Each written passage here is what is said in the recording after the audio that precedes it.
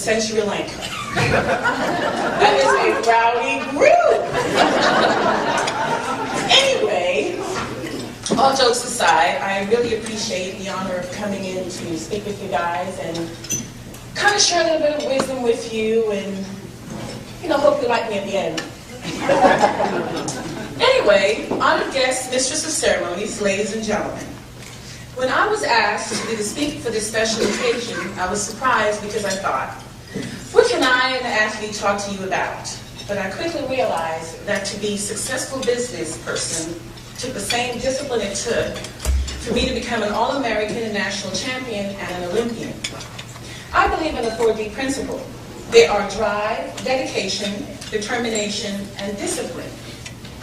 To be successful in life, business, or whatever path you have chosen takes great discipline.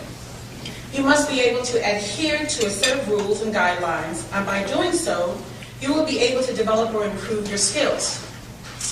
You must be dedicated, totally focused. You must have a vision.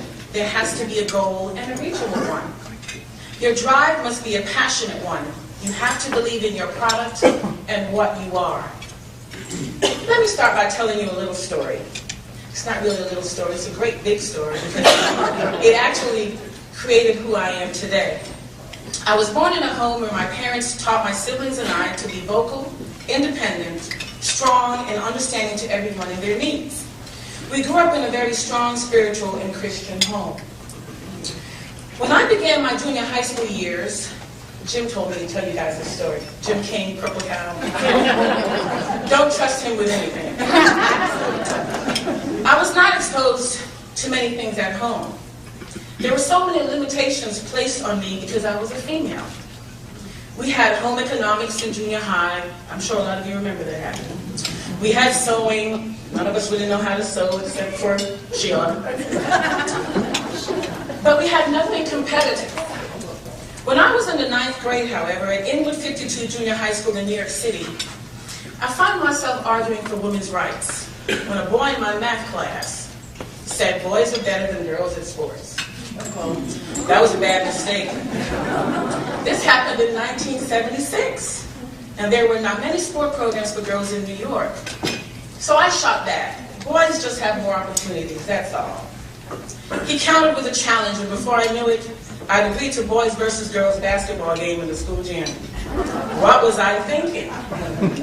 The boys had coaches, they had teams, great uniforms. And I don't know if many of you remember, but back in '76, when we were young women in junior high and high school, we wore dresses with bloomers underneath.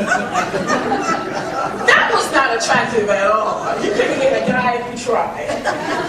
Anyway, the boys all had coaches. We didn't even know how to play the game. But I read as much as I could and came up with a plan.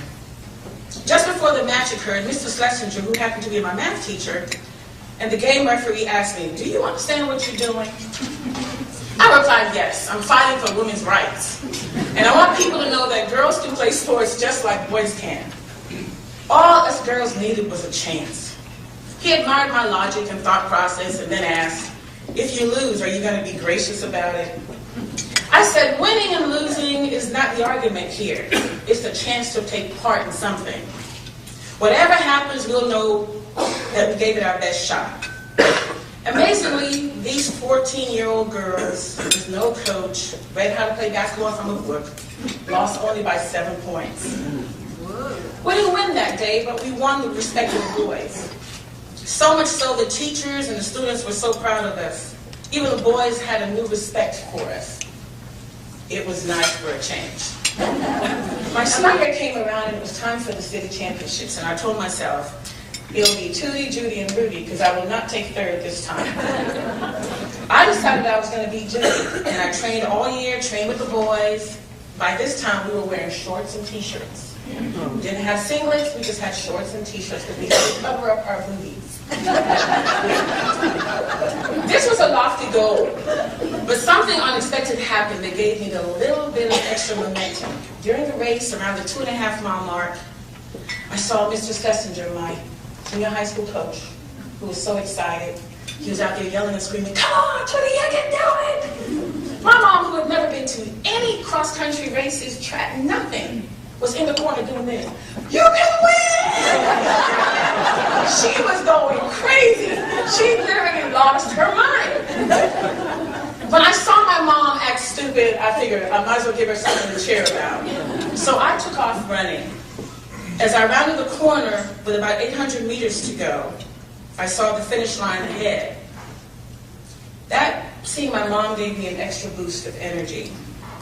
I picked up speed, I dug deep, and I won by 30 meters. Setting a New York City champion record, I ran the 3.1 miles in 17 minutes and 59 seconds. That was fast that day. This grounded me for my future.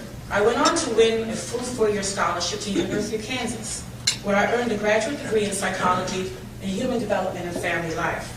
I guess I know how to talk to people.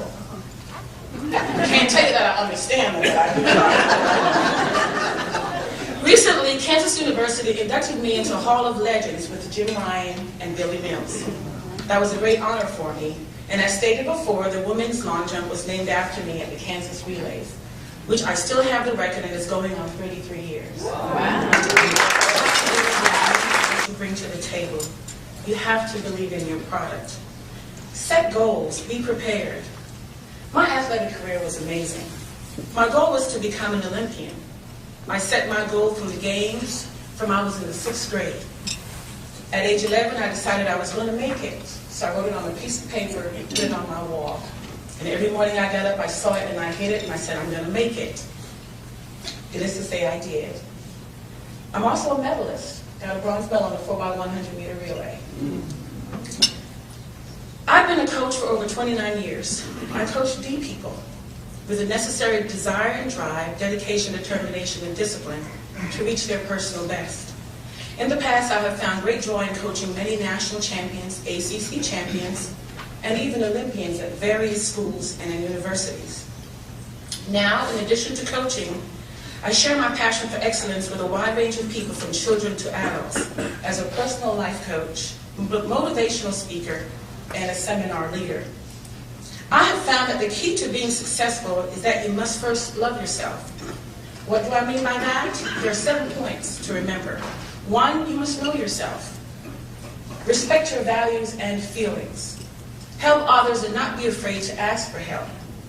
Surround yourself with positive people. Treat others the way you want to be treated. Build a relationship with God. And finally, have a plan. Set reasonable goals with consequences. I would like at this time I would like to thank you all for coming to the 44th Kernersville Olympiad. I now pronounce the games of the 44th Kernersville Olympiad open.